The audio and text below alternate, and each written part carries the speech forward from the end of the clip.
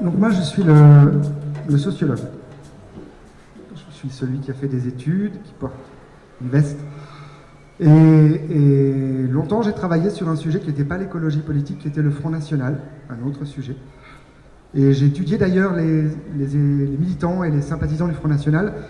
Et un jour que j'allais voir des militants et des sympathisants pour les interroger sur leur vision du monde, pour faire ma thèse, le garde du corps de Marine Le Pen, qui était là à l'entrée et qui m'accueillait tous les jours, parce que j'allais les voir dans leur local, un jour, la première fois que j'arrive, j'étais habillé un petit peu comme ça, mais en plus jeune. Et dans la rue, il me voit de loin, il me dit « C'est ici !» Moi, je ne le connaissais pas. Et il me dit « Vous êtes le sociologue ?» Je dis « Oui, pourquoi ?»« Ah, ça se reconnaît, vous êtes habillé, vous avez une tête de sociologue. » Je dirais même d'écolo. Et à l'époque, je n'étais pas encore dans l'écologie politique. Depuis, je me suis intéressé à l'écologie politique, et je vais essayer rapidement de vous expliquer pourquoi. Je pense qu'il y a d'un côté l'écologie politique, et de l'autre côté, ce que le Front National incarne en France et d'autres ailleurs, en Inde, avec les hindouistes, nationalistes, etc. On m'a demandé de faire l'historique, c'est ça? Oui, justement, d'où vient l'écologie politique? Alors, l'écologie, c'est un mot qui naît en 1866 avec un Autrichien qui invente un mot pour dire, avec l'écologie, il fait une science.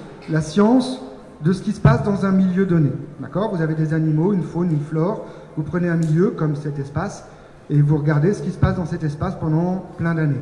Ça, c'est au départ une approche très scientifique. Mais l'écologie, en tant que vision du monde, ça date de bien avant. C'est l'Antiquité, c'est Aristote, c'est plein de gens qui disent à Louis XIV, à Napoléon, « Seigneur, il va falloir qu'on réfléchisse à pourquoi on coupe autant d'arbres. » La Bretagne, par exemple, a été dévastée au XVIe et XVIIe siècle pour construire des bateaux, d'où la ville de Lorient. Plein d'espaces ont été dévastés. On sait aujourd'hui que encore les temples, ANG-KOR, c'était un problème écologique. On a complètement nettoyer l'ensemble des abords de cette civilisation. Beaucoup de civilisations sont mortes comme ça. Donc l'écologie, c'est une vieille histoire, mais l'écologie politique, c'est la rencontre entre deux choses. J'essaie de faire très vite. La science, l'écologie scientifique, avec des gens qui voient la bombe nucléaire comme quelque chose d'incroyable, la capacité, en appuyant sur un bouton, d'effacer toute forme de vie sur la planète, et puis la conscience, une vision du monde que des gens, dans les années 50-60, commence à mettre en œuvre et qu'on va appeler le sociétal, ce qui va donner lieu à mai 68, en gros, pour faire rapide, dans les années 60. Donc on a les scientifiques qui disent attention, il y a la bombe, attention, il y a la pollution, le printemps silencieux de Rachel Carson qui dit il n'y a plus un seul poisson, il n'y a plus un seul oiseau. Pourquoi? Parce qu'il y a une pollution chimique aux États-Unis. Il y a tout un tas de scientifiques qui commencent à dire on va vraiment trop loin, trop vite, trop fort. Et donc il y a une prise de conscience de la pollution au niveau international et mondial. Ensuite, il y a également la décolonisation, tout un tas de choses. Et puis il y a la bombe, le nucléaire. Et la rencontre qui se fait dans les années 60, c'est entre ces deux choses-là. Le scientifique et ce que j'appellerais le sociétal. Les modes de vie.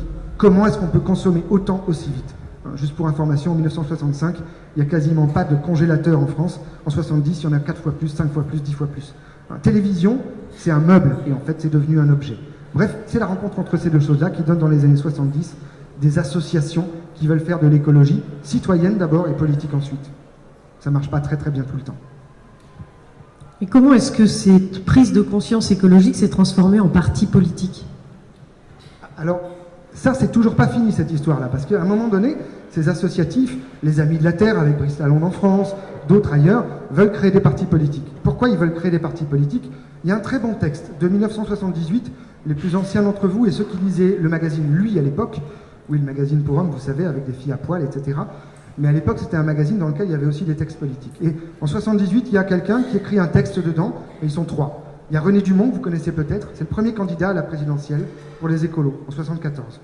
On va le chercher à la sortie de...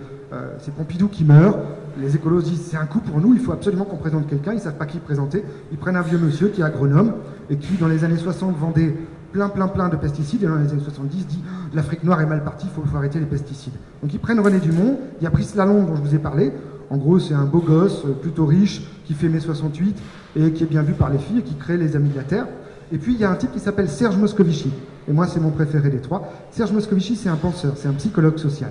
C'est un type qui a inventé des théories comme les minorités actives. Vous êtes une minorité agissante. Et il dit les minorités actives, elles ont toujours changé le monde. Et donc les écolos doivent devenir une minorité active. Et les écologistes n'écoutent pas beaucoup Serge Moscovici, ce qui est le père de l'autre, et c'est plutôt de créer des partis politiques et d'être ce que Moscovici déplore, c'est des petits dans la cour des grands, faire comme les autres. Et ça marche pas. Donc ils veulent créer des partis, ils veulent avoir des mouvements, ils veulent être associatifs. Bref, les écologistes, ils veulent faire ailleurs que dans le clivage gauche-droite qui est en train de s'effondrer, et autrement, la politique autrement. Mais ils y arrivent parfois bien, ça arrive. En 92, ils ont profité de la déconfiture du PS. En 2009, ils ont fait plutôt une bonne campagne avec Europe Écologie quand ils se rassemblent, puis parfois moins bien, comme en ce moment, où on sent bien que tout le monde regrette que Nicolas Hulot n'y aille pas, parce qu'il nous aurait bien sorti une grosse épine du pied pour pas aller faire 1 ou 2% à la présidentielle. Alors justement, pourquoi ça marche inégalement? Par exemple, en France, pourquoi est-ce que le Front National arrive à fédérer plus de monde que les partis écologiques?